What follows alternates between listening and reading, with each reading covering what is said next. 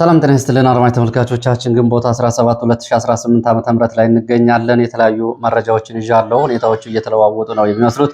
የተለያዩ ወታደራዊ፣ ዲፕሎማሲያዊ እንዲሁም ደግሞ ቀጠናዊ መረጃዎችን አሰናድቻለሁ። በወለጋ ቁልፍ ወታደራዊ አዛዥ በደፈጣ ጥቃት ስለመገደሉና አስክሬኑ ዛሬ በሄሊኮፕተር አዲስ አበባ ስለመግባቱ የሚገልጸውን መረጃ ጨምሮ እንዲሁ ከዩናይትድ አረብ ኤሚሬትስ በአውሮፕላን የጦር መሳሪያ ወደ ኢትዮጵያ እየገባ ሲሆን በሰሜን ኢትዮጵያ በኩል ደግሞ በየብስ እየተጓጓዘ ከኤርትራ በኩል ከፍተኛ ቁጥር ያለው የጦር መሳሪያ ወደ ቀጠናው እየገባ ነው። ከዚህ ባሻገር ህወሓት አዲስ ወታደራዊ ስምሪት ሰጥቷል። ከምርጫ በፊት ጋሸናን ጨምሮ ወልዲያና አካባቢው ቀጠናዊ ቦታዎችን መቆጣጠር የሚል ዘመቻና እቅድ ተይዞ ወደ አካባቢው የጦር መሳሪያ እየተጠጋ ነው። ታጣቂዎች ስምሪት ተሰጥቷቸዋል። በዚህ ግንባር ያለውን አጠቃላይ ሁኔታ በተመለከተ አዳዲስ መረጃዎች አሉ። እነሱን አደርሳችኋለሁ። በሌሎች አካባቢዎች ያለውን ሁኔታ በተመለከተ እንደዚሁ ዝርዝር መረጃዎችን እያደረስኳችሁ አብሬያችሁ እቆያለሁ። እየተከታተላችሁ አብራችሁ እንድትቆዩ ነው በአክብሮት የምጋብዛችሁ። ከተለያዩ አካባቢዎች እንደዚሁ ወደ ሰሜን ኢትዮጵያ በአፋርም በራያ በዋግ ኽምራ ቀጠናዎች ተጨማሪ ኃይል መንቀሳቀሱን የሚገልጹ መረጃዎች ወጥተዋል። ከሌላ ግንባር ወደዚህ ግንባር እንደዚሁ እንዲሁም ደግሞ ከደቡብ ኢትዮጵያ፣ ከመካከለኛው ኢትዮጵያ፣ ከምስራቅ ኢትዮጵያ አካባቢ ተጨማሪ ኃይል እየተንቀሳቀሰ ነው የሚገኘው። ምርጫውና ሳምንታዊ ሁኔታው እንዴት ይሆናል የሚለውን እንግዲህ የሚያሳዩ መረጃዎች ናቸው እየወጡ ያሉት። ሌላው በአማራ ክልል ምርጫ ቅስቀሳዎች በፋኖ እየተበተኑ ነው የሚገኙ። ዛሬ በብናት ለምርጫ ቅስቀሳ የወጣ ህዝብ ፋኖ መጣ በሚል ተበትኗል። ይህን ጨምሮ በተለያዩ የአማራ ክልል አካባቢዎች ያሉ አሁናዊ ሁኔታዎችን እንዲሁም ደግሞ በትግራይ ክልል ያለውን የጦርነት እንቅስቃሴ ጨምሮ በአዲስ አበባ በትግራይ ጉዳይ ላይ ጀኔራሎቹ ስብሰባ ተቀምጠዋል። ይህንን ጨምሮ በዚህ ሰዓት ወደ እናንተ አደርሳለሁ። በሱዳን እንዲሁም ደግሞ በኤርትራ ያሉ አዳዲስ መረጃዎችን ወደ እናንተ አደርሳለሁ። እናንተ አብራችሁ እንድትቆዩ ነው በአክብሮት የምጋብዛችሁ። ሀሳብ አስተያየት ቢኖራችሁ ጥቆማ@ዜና@gmail.com ልታደርሱ ትችላላችሁ። እነዚህን መረጃዎች እንግዲህ የሚቀጥሉትን ጥቂት ደቂቃዎች አብራችሁ በመቆየት እንድትከታተሉ ስጋብዝ በርካቶቻችሁ ሀሳብ አስተያየት ጥቆማዎችን ልካችሁልኛል፣ በእጅጉ አመሰግናለሁ። እንግዲህ ወደ መረጃዎቹ ነው በቀጥታ የሚሄደው። ወደ መረጃዎቹ ሲሄድ እንግዲህ ወቅታዊ ሁኔታው ከመቼውም ጊዜ በላይ ውጥረቱና ተለዋዋጭነቱ እየጨመረ ነው የሚታየው። በኤርትራ በኩል ወደ ትግራይ በተከታታይ ከፍተኛ የጦር መሳሪያ እየቀረበ ነው የሚገኘው። በሌላ አቅጣጫ ደግሞ ከዩናይትድ አረብ ኤሚሬትስ በተከታታይ በአውሮፕላን በረራዎች በርካታ የጦር መሳሪያ ወደ ኢትዮጵያ እየገባ ነው የሚገኘው። ይህንን በተመለከተ እንግዲህ በሁለቱም በኩል በየብስም ከኤርትራ ወደ ትግራይ ኢትዮጵያ የሚገባው የጦር መሳሪያ እንዲሁም ደግሞ በአውሮፕላን ከዩናይትድ አረብ ኤሚሬትስ እና ከሌሎቹ የሩቅ ምስራቅ እና የምስራቅ አውሮፓ ሀገራት የሚገባው የጦር መሳሪያ ቁጥሩ ጨምሯል። እንግዲህ በቀጣዮቹ ጊዜ ያለውን አጠቃላይ ወታደራዊ እንዲሁም ደግሞ የጦርነት ሁኔታ የተባባሰ መሆኑን የሚያሳዩ ናቸው። እነዚህ አብዛኞቹ እንግዲህ በቀን እስከ 3 የአውሮፕላን በረራዎች የጦር መሳሪያዎች ከዩናይትድ አረብ ኤሚሬትስ ከተለያዩ የአየር ማረፊያዎች ወደ ኢትዮጵያ የተለያዩ የአየር ማረፊያዎች እየገባ ነው የሚገኘው። ምንም እንኳ ከፊሉ የጦር መሳሪያ ወደ ሱዳን የሚሄድ ቢሆንም በኢትዮጵያ ውስጥ ካለው ሁኔታ አንጻር እየገባ ነው። በህወሓት በኩልም ያለው ይህንን ያሳያል። እንግዲህ የሀገር ውስጥ ሰራዊት እንቅስቃሴ ሰራዊትም እንደዚሁ ጨምሯል። ወደ ዋግ፣ ሰሜን ወሎ፣ ራያ፣ አፋር ተጨማሪ ኃይል ከሌላው የኢትዮጵያ አካባቢ ተንቀሳቅሷል።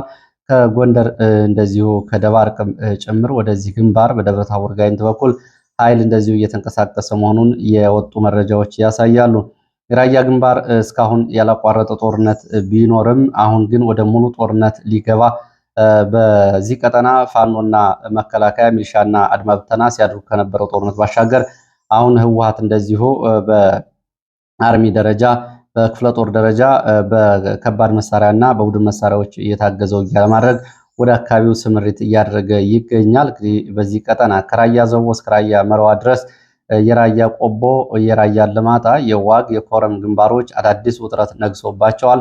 ነዋሪዎቹ አንዳንድ አካባቢዎች ላይ ለቀው እየወጡ መሆናቸውን የሚወጡ መረጃዎች ያሳያሉ።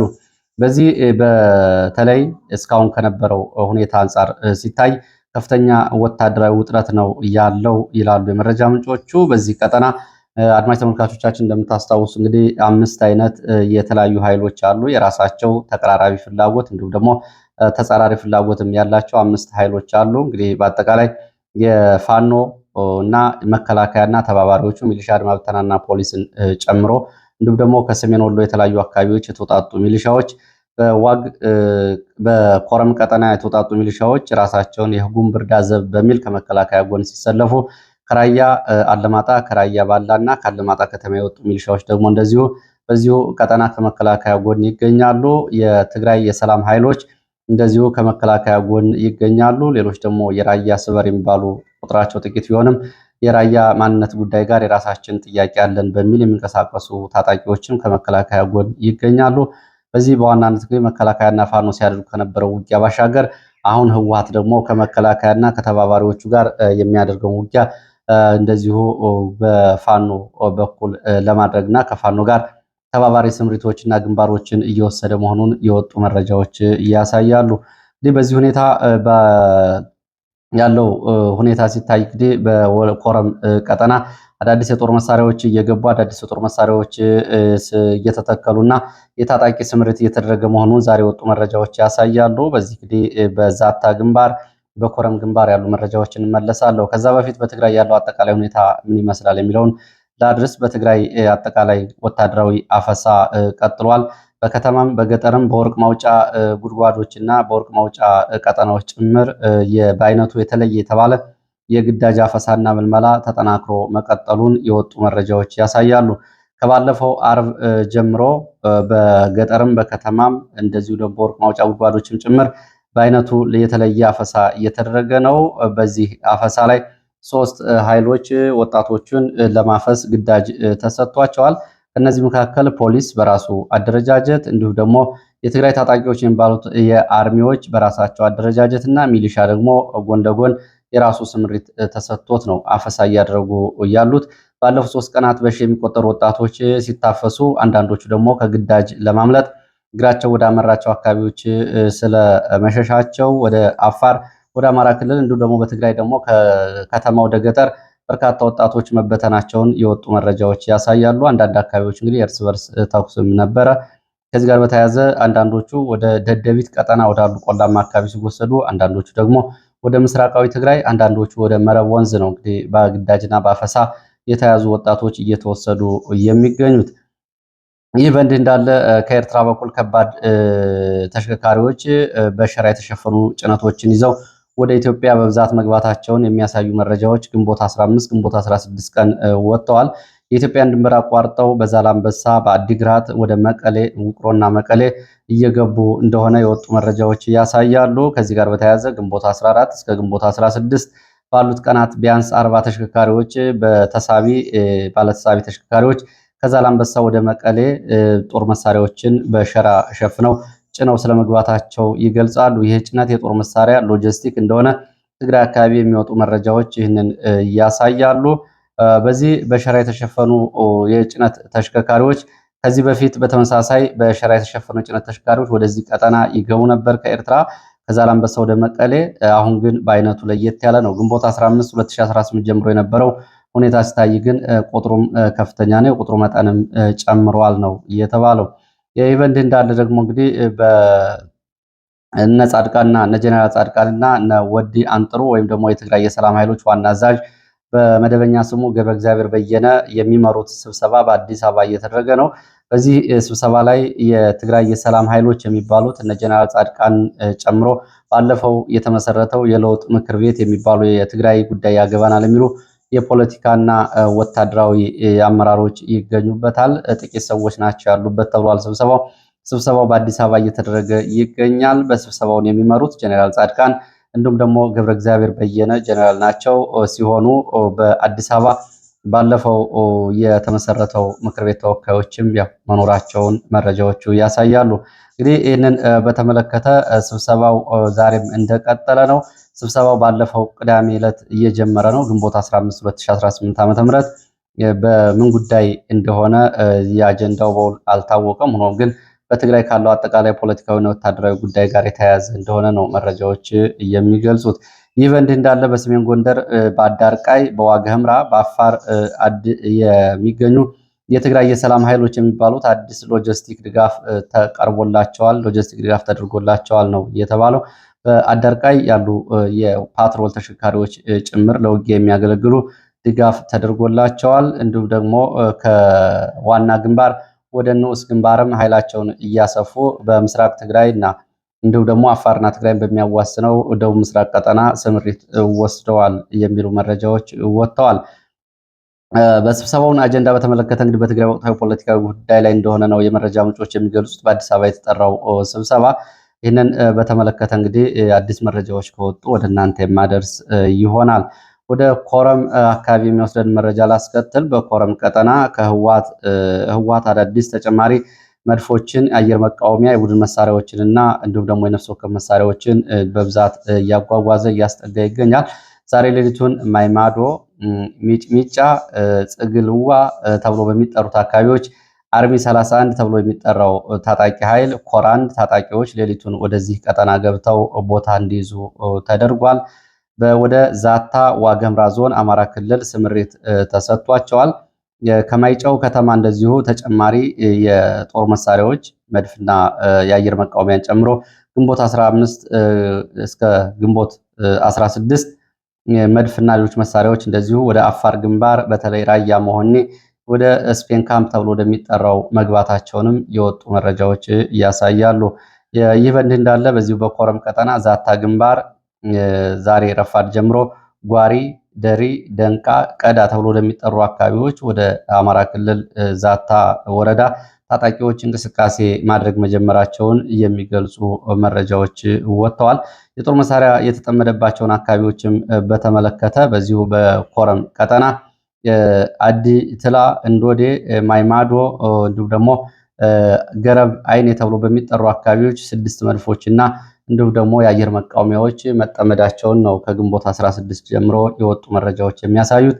ይህ እንግዲህ የሚያሳየው አዲስ ወታደራዊ እንቅስቃሴ የጦር መሳሪያ ስምሪትና እንዲሁም ደግሞ የግዳጅ ግንባር ቀጠናዎች እየተከፈቱ መሆኑን ነው። ይህ በእንዲህ እንዳለ እንግዲህ በሌላው የኢትዮጵያ አካባቢም እንደዚሁ ውጊያዎች ቀጥለዋል። ወለጋ አካባቢ የተሰሙ መረጃዎች እንግዲህ በዚህ በ24 ሰዓት ከተሰሙ መረጃዎች መካከል በተለይ በወታደራዊ መረጃ የመረጃ ክብደታቸው ከፍ ያለ ነው። በወለጋ ቁልፍ ወታደራዊ አዛዡን ጨምሮ 3 ሬጅመንት ኃይል አልቋል የሚል መረጃ ነው የወጣው። ከወለጋ የተሰማው ዜና ከፍተኛ ወታደራዊ ድንጋጤ መፍጠሩን አዲስ አበባ አካባቢ ያሉ የመረጃ ምንጮች ገልጸዋል። ከዚህ ጋር በተያያዘ በወለጋ ውጊያው ከተጀመረ በወለጋም ቀጠና ሆነ በአማራ ክልል ይህን ውጊያ ከተጀመረ በዚህን ያክል ማድረግ ያለው ወታደራዊ አዛዥ ተመቶ አያውቅም። ዛሬ የተሰማው ምስራቅ ወለጋ ጊዳያና ወረዳ እንዶደ ዲቾ ተብሎ የሚጠራ ተራራማ ስፍራ ላይ በተፈጸመ ጥቃት ግን ወደ ኪረም ወረዳ በጀባ እያመራ የነበረ የሜጀር ጀነራል ማዕረግ ያለው አዛዥ በተፈጸመ የደፈጣ ጥቃት ስለመገደሉ ነው። አዛዡ አጃቢዎቹን ጨምሮ ትላንትና ነው በአካባቢ በሚንቀሳቀሱ የአማራ ፋኖ በወለጋ እንግዲህ ያው ራሳቸውን አደራጅተው በሚከላከሉ ወጣቶች ይሄ የተፈጸመው። ከዚህ ጋር በተያያዘ ያው እንግዲህ ይቅርታ አድማጭ ተመልካቾች፣ ወለጋ አካባቢ ያሉ ፋኖች እስካሁን ድረስ ወደ አንድነት አልመጡም። ወለጋ ቢንዛሞ የወለጋ ፋኖ በሚል በሁለት ይከፈላሉ።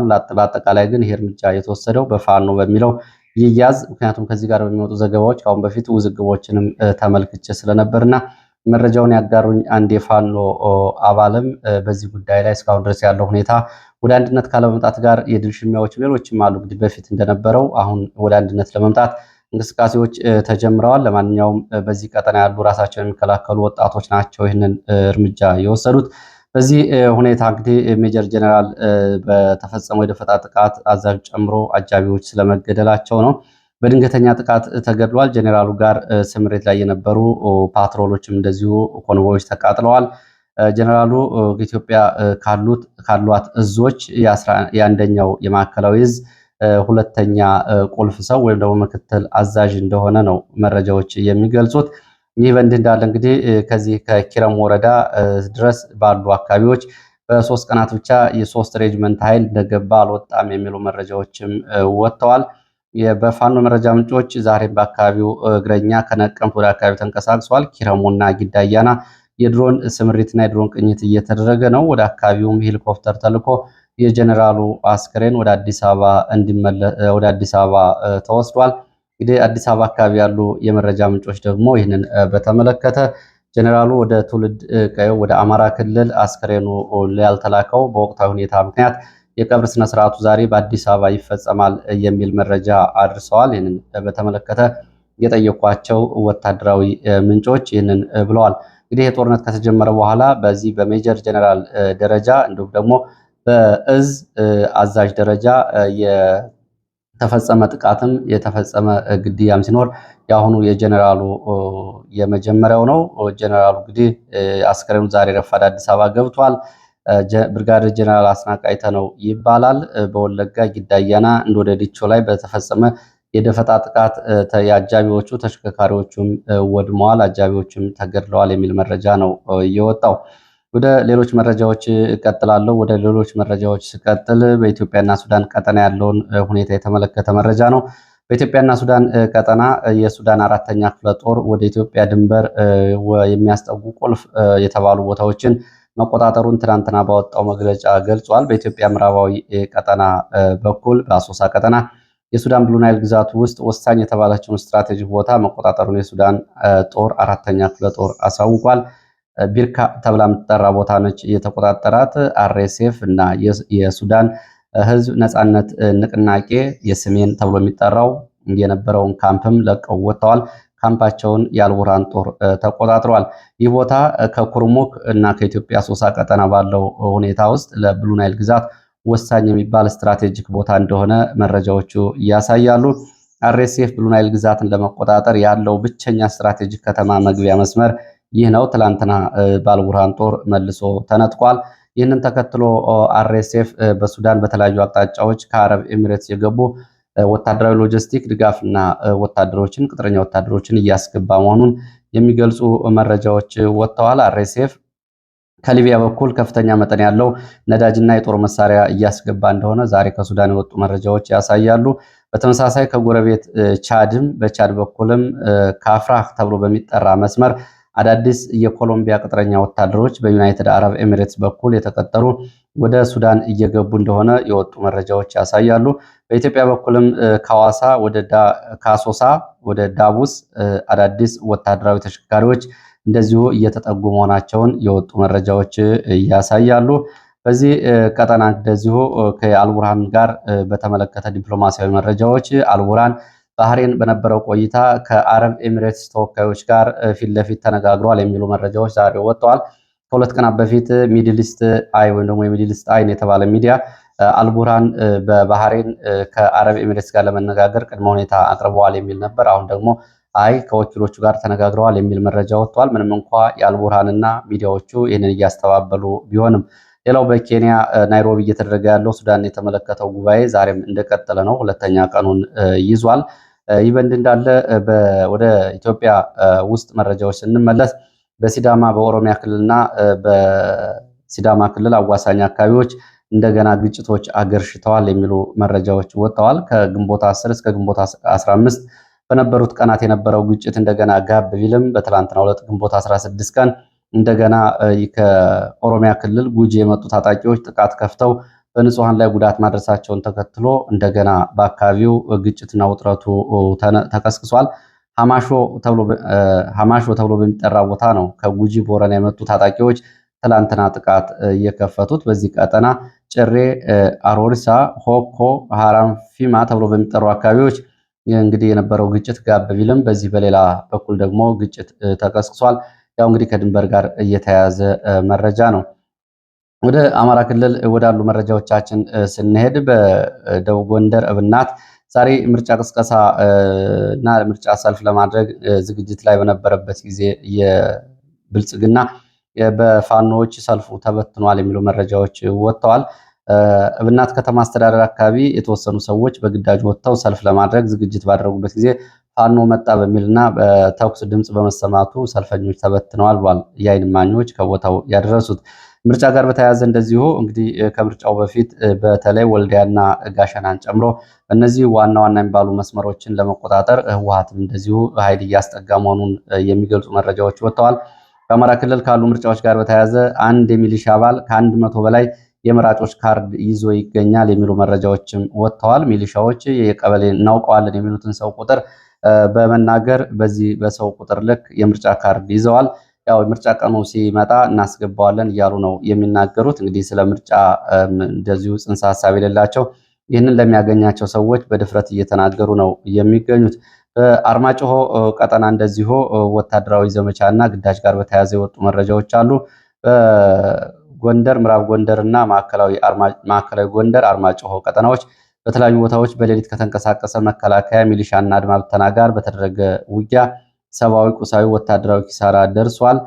ከሳንጃ ወደ መሬና ተብሎ የሚጠራ አካባቢ በሌሊት ከተንቀሳቀሰ ኃይል ሶሮቃ እንደዚሁ ይህም አርማጭ ሆነው ወደ አሸሬ እና ቡሬ ተብሎ ወደሚጠሩ ቀጠናዎች በሌሊት ከተንቀሳቀሰ ኃይል ጋር ከሳንጃ ወደ አዴት ተብሎ ወደሚጠራ አካባቢ ይህም የታች አርማጭ ዋና ከተማ ነው ከተንቀሳቀሰ ኃይል ጋር ከጠገዴ ወደ እርጎዬ ተብሎና ሂሬዳ ተብሎ ወደሚጠሩ ቦታዎች በሰባት አቅጣጫ ከተንቀሳቀሰ መከላከያ ሚሊሻ አድማ ብተና ጋር ውጊያዎች ተደርገዋል። በዚህ ውጊያም ሰብአዊ፣ ቁሳዊና ወታደራዊ ኪሳራ ደርሷል። በሌሊት በሰባት አቅጣጫ የተንቀሳቀሰው ይህ ኃይል ፋኖችን ከበባ ውስጥ ለማስገባትና በኩታ ገጠም ክላስተር ዘመቻ እንደዚሁ አካባቢውን መልሶ ለመያዝና ፋኖ ቀጠናዎችን ለመክበብ እንደነበር የወጡ መረጃዎች ያሳያሉ። ይሄ ልዩ ኦፕሬሽን በሚል የተደረገው ዘመቻና የታቀደው ኦፕሬሽን በፋኖ በደፈጣ ጥቃት፣ በግንባር ውጊያ እንዲሁም ደግሞ በቆረጣ ውጊያዎች ያጸፋ ምላሽ ተሰጥቶ ጉዳት መድረሱን የወጡ መረጃዎች ያሳያሉ። ይህንን በተመለከተ እንግዲህ ሰፊ ቦታ በሸፈነው ዘመቻ የደረሰው ጉዳት በዝርዝር አልታወቀም ብለዋል የመረጃ ምንጮች። ወደ ሌላው መረጃችን ስንሄድ ወደ ኤርትራ የሚወስደን መረጃ ነው የማስከትለው። የኤርትራን 35ኛ ዓመት አስመልክቶ እንግዲህ ከተለያዩ ሀገራት የነጻነት ቀንሽን እያከበረች ነው እንኳን አደረሰች በሚል ከነ ዶናልድ ትራምፕ እስከነ ፑቲን ድረስ እስከ ቻይናው ፕሬዚዳንት ድረስ መልእክቶች እየተላለፉ ይገኛሉ። የምስራቅ አፍሪካ የአብይ አህመድ የምስራቅ አፍሪካ ጉዳዮች አማካሪ ጌታቸው ረዳ ደግሞ ከማን ነፃ ወጣችሁ የሚል ይዘት ያለው በስላቅ የተሞላ እንደዚሁ መልእክት በትዊተር ገጹ ለጥፏል። የብዙዎቹ መነጋገሪያ ሆኗል። በነገራችን ላይ ጌታቸው ረዳ በህወሓትም ባነበረበት ጊዜ አሁን በብልጽግና ውስጥ ባለበት በዚህ ሁኔታ ከየትኛውም አቅጣጫ የሚናገራቸው ንግግሮች ብዙ ሰው በትኩረት ከሚከታተላቸው ባለስልጣናትና ንግግሮች መካከል ጌታቸው ቀዳሚው የመሆን ድሉ እንዳውም ሰፊ ነው። ጌታቸው ይህንን ተናግሯል። በእንግሊዝኛ እንግዲህ በእንግሊዝኛና በትግርኛ ነው የጻፈው። ይህንን ተናግሯል። ለማንኛውም ኢሳያስ አፈወርቂ ቀጠናዊ ሁኔታዎችን በተመለከተ ጨምሮ በተለያዩ የ35 ዓመታት ጉዞ ላይ እንደዚሁ ማብራሪያ ሰጥተዋል። ቀጠናዊ ተጋላጭነት በተለይ በአባይ ተፋሰስ በቀይ ባህርና በአፍሪካ ቀንድ ያለው ሁኔታ እጅግ ጨምሯል የሚል ንግግር ተናግሯል። ፕሬዚዳንት ኢሳያስ አፈወርቂ በ35ኛ የኤርትራ በዓል ላይ የሱዳንና የኢትዮጵያን ጉዳይ ጨምሮ የተለያዩ ጉዳዮችን በማንሳት በተለይ አሁን በመካከለኛው ምስራቅ ያለውን የሆርሙዝ ቀጠናና የሆርሙዝ ሰርጥ መዘጋትና የዚህን ጦርነት ውጤት ተከትሎ ቀይ ባህር እና አፍሪካ ቀንድ የበለጠ ተጋላጭ መሆናቸውን እንደዚሁ ደጋግመው አንስተዋል። ይህንን ተከትሎ ፕሬዚዳንት ኢሳያስ ሰራዊታቸውንም በተለየ ሁኔታ አመስግነዋል። እንግዲህ ለ35 ዓመታት ኤርትራን በመጠበቅ እዚህ ላደረሳት ሰራዊት በሚል ልዩ ምስጋና ሲያቀርቡ በዚህ በቀጠናዊ ሁኔታዎችና የቀጠናውን ተጋላጭነት ለመከላከል የጋራ የደህንነት ግብረ ኃይል ከመቼውም ጊዜ በላይ ያስፈልጋል የሚልም እንደዚሁ ሀሳብ ተናግረዋል። ይህ እንግዲህ ባለፈው ዓመት በዚህ ወቅት ከተናገሩት ንግግርና በተለይ ኦሮሞማ የሚለው ንግግር በወቅቱ መነጋገሪያ ሆኖ ነበር። አሁን የዚህ ዓመት ንግግር ሲታይ በአመዛኙ የቀይ ባህር፣ የአባይ ተፋሰስ፣ ኢትዮጵያና ሱዳን እንዲሁም ደግሞ ዓለም አቀፍ የመካከለኛው ምስራቅ ጉዳዮች የተመለከተ ነው። ለወትሮ እንግዲህ በዛ አድርገው በውጭ ሀገር ጉዳይ ላይ በዓለም አቀፍ ጉዳይ ላይ ማብራሪያ የሰጡ የነበሩት ኢሳያስ አፈወርቂ በዚህ ዓመት የነበረው መልእክታቸው ላይ ግን በአመዛኙ ኤርትራን ማዕከል ያደረገ መልእክት ሆኖ ታይቷል። ለማንኛውም ለዚህ ሰዓት የነበሩኝ አጫጭር መረጃዎች እነዚህን ይመስላሉ። ስለተከታተላችሁ በእጅጉ አመሰግናለሁ። አስተያየት መልእክቶቻችሁ ከወልዲያ፣ ከጎንደር፣ ከባህር ዳር ደርሰውኛል። በእጅጉ ነው የማመሰግነው። በሌላ ተመሳሳይ መርሃ ግብር እንገናኛለን። መልካም ጊዜ